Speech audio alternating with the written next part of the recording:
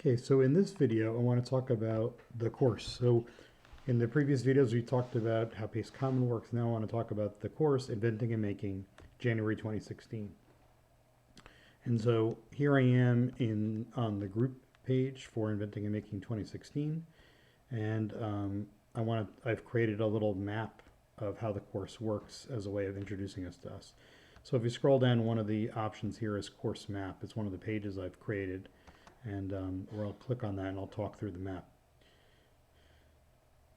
So, and you'll see the same image in the syllabus, which you can also get to. You've had it emailed to you. It's available on Blackboard, but it's also one of the files here. So look, there are 4 components to this course. The first is readings, and the goal of the readings is to provide you with a conceptual framework for making use of inventing and making technologies in classrooms with students. The conceptual framework is important. You're going to be introduced to something called constructionism, which simply put is learning by making. Very powerful, has been in operation, was developed originally around 1980 by Seymour Papert at MIT, and that work's continued for the last 35 years by many of his former students and other people as well. And Gary Stager, who's the co-author of the textbook we're using, spends the first 3 or 4 chapters really grounding us in that conceptual framework, and that work will be really important. Otherwise, what happens is, like with a lot of things in teaching, it just becomes projects and activities. So the kids get to do cool things, but what's really underneath it is kind of what the heart of this course is. So you're going to do those readings.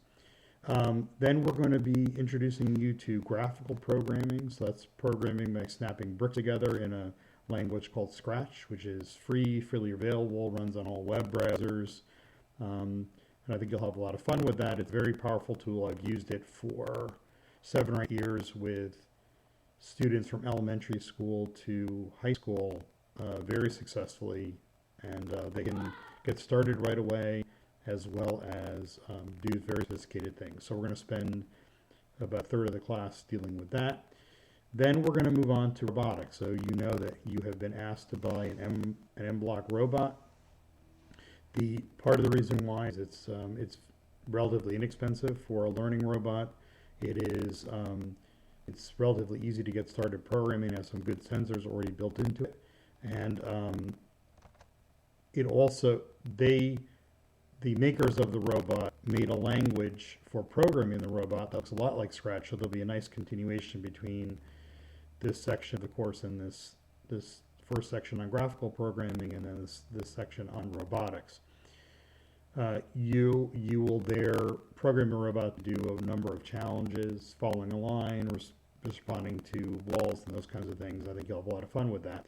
And then the last part of the course will be a final project where you will take what you've learned from the readings, from the programming with Scratch, and from working with your robot to design an activity, a project or series of activities for students, and develop a whole project around that. There's a template for you as well here on one of the other files.